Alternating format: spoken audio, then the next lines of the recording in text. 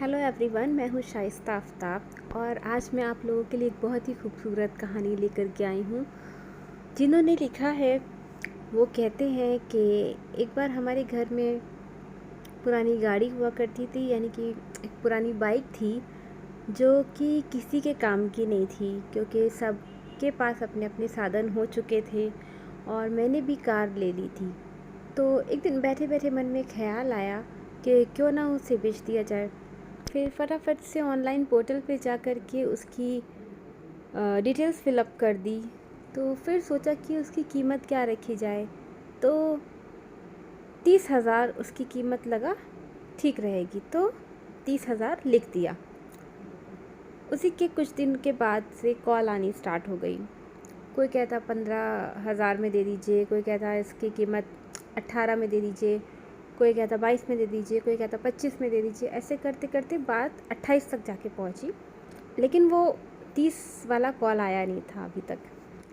तो मुझे लगा कि अब इसे 28 में ही बेचनी पड़ेगी। तो उसी दिन शाम में एक फ़ोन कॉल आती है। एक बुज़ुर्ग आवाज़ में एक व्यक्ति बोलते हैं कि बाबूजी, आपकी गाड़ी का विज्ञापन देखा, बेटा बता रहा था, बेटा कॉलेज में इंजीनियरिंग कर रहा है, इंजीनियरिंग का आखिरी साल है, कभी बस से जाता, कभी पैदल जाता, कभी धक्के खाते हुए जाता या कभी किसी और की गाड़ी से जाता, पर मेरी एक इच्छा है कि कम से कम वो अपने कॉलेज के आखिरी साल वो अपनी खुद की गाड़ी से जाए। तो बाबूजी, ज़्यादा पैसे तो नहीं हैं, पर आपसे एक दरख्वास्त है कि आपकी गाड़ी तो मुझे बहुत अच्छी लगी, मेरे बेटे को भी पसंद आई, बस थोड़ा सा समय और दे दीजिए, मैं पूरे पैसे लेकर के आऊँगा और आपकी गाड़ी लेके जाऊँगा, बस आप वो गाड़ी किसी को दीजिएगा मत। इतना कह कर के फ़ोन काट दिया। तो मैं ये सोचने लगा कि उन्होंने ये भी नहीं कहा कि भाई साहब 25 में दे दीजिए, 22 में दे दीजिए, 28 में दे दीजिए। उन्होंने कहा कि पूरे पैसे लेकर के आऊँगा और मैं गाड़ी लेके जाऊँगा। लेकिन उनकी आवाज़ से लग रहा था कि वो काफ़ी ज़्यादा परेशानी में है। तो पता नहीं, बैठे बैठे ऐसे ही ख्याल आया, तो मैंने फ़ौरन कॉल बैक करी और मैंने कहा, भाई साहब आप जहाँ कहीं से भी बोल रहे हैं, आप मेरा पता लिखिए और आप कल आ जाइए, कितने पैसे हैं आपके पास? तो उन्होंने कहा, बाबूजी करीब 20,000 रुपये जोड़ पाया हूँ, आप थोड़ा सा और समय दीजिए, मैं 10,000 रुपये और जोड़ लूँगा, मोबाइल बेच दूँगा, कोई अपना घर का सामान बेच दूँगा, पर मैं पूरे पैसे लेकर के आऊँगा और आपकी गाड़ी ले जाऊँगा। तो मैंने बोला, नहीं, बस आप 20,000 रुपये लेके आइए और गाड़ी लेके जाइए।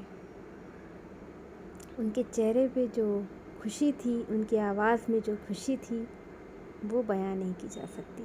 तो रात में उनकी एक दो बार और कॉल आई कि पक्का आ जाओ ना। सुबह कॉल आई कि बेटा तैयार हो गया है, हम लोग निकल रहे हैं, बस रास्ते में हैं, पहुंच रहे हैं। तो मैंने कहा, हाँ आप आइए आइए आइए। जब पिता और बेटा घर पर आए ना, तो लग रहा था 20,000 रुपये वो बड़ा ही मुश्किल से जोड़ के लेकर आए हैं। उसमें 500 के नोट थे, 2,000 के नोट थे, 100 के नोट थे, 50 के नोट थे, 20 के थे, 10 के थे। वो लग रहा था कि बहुत ही मेहनत से कमाए हुए पैसे हैं, बहुत ही मुश्किल से जोड़ के जैसे तैसे इकट्ठे करके वो पैसे लेके आए हैं। तो उन्होंने कहा कि एक बार गिन लीजिए। मैंने कहा, नहीं नहीं, बस आपने दे दिए, ठीक है। और जैसे ही दोनों बाइक की चाबी बेटे के हाथ में आई और पिता के चेहरे पे जो मुस्कान थी, वो देख के लग रहा था कि मैंने अपने जीवन में सबसे बड़ी कमाई कर ली है। मैं अपनी गाड़ी सस्ते में दे रहा था, 10,000 रुपये कम में दे रहा था, 28 का ऑफ़र था मेरे पास, लेकिन तभी मैं अपनी गाड़ी सस्ते में दे रहा था। लेकिन मेरे चेहरे पे खुशी थी।